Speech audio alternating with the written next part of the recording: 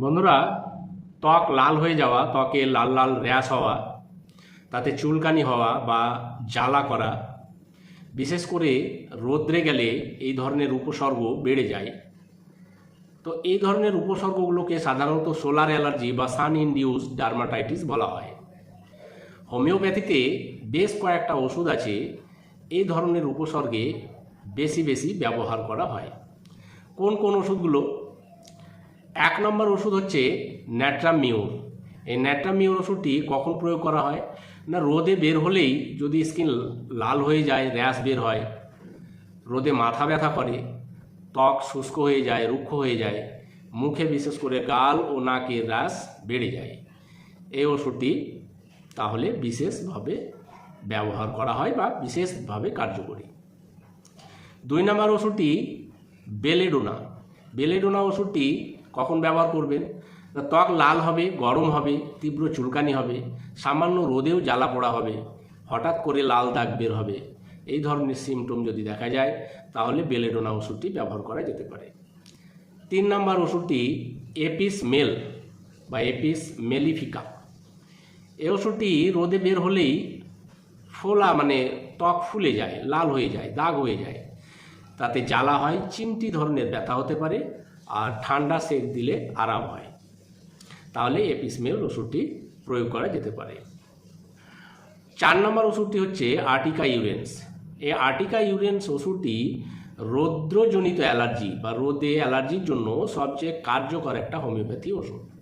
কি হয় না, রোদে গেলেই, রোদে বের হলেই স্কিন লাল হয়ে যাবে, তাতে জ্বালা হবে এবং প্রচণ্ড চুলকাবে, লাল লাল হাইভস হয়ে যাবে, গরমে এবং রোদে বেড়ে যাবে, ঠান্ডায় আরাম হবে। তো এই ওষুধটির পোটেন্সিতেও ব্যবহার করা যায়, আর এই ওষুধটির মাদার টিংচার বাহ্যিক প্রয়োগ হিসাবে ব্যবহার করা হয়। 5 নম্বর সালফার। সালফার ওষুধটি কখন ব্যবহার করা যায় না, পুরনো বা বারবার হওয়া রৌদ্রে অ্যালার্জি, ত্বক চুলকায় বিশেষ করে গরমে, স্নানের যে জল সেই জলটা পর্যন্ত সহ্য হয় না, এই ধরনের উপসর্গ থাকলে সালফার ওষুধটি ব্যবহার করা যায়। 6 নম্বর ওষুধটি হলো রাস্টক্স। রাস্টক্স কখন ব্যবহার করবেন? রৌদ্রে বের হলেই ঘাম হয় এবং তাতে র্যাশ বেড়ে যায়, লাল জল ভর্তি ফুসকুড়ি হয়, গরমে বাড়ে, গরম সেকে আরাম হয়। রৌদ্রের গরমে বাড়ে, কিন্তু গরম জলের সেক দিলে পারে আবার আরাম বোধ হয়, এটা একটা বিশেষ লক্ষণ রাস্টক্স ওষুধটির। তো এই ওষুধগুলো কিভাবে ব্যবহার করবেন? প্রত্যেকটা ওষুধ প্রত্যেকটা লক্ষণ বুঝে ব্যবহার করতে হয়। তো যে ওষুধই ব্যবহার করবেন না কেন 30 পোটেন্সিতে বা 200 পোটেন্সিতে আপনারা ব্যবহার করতে পারেন। 30 পাওয়ার বা 200 পাওয়ারের।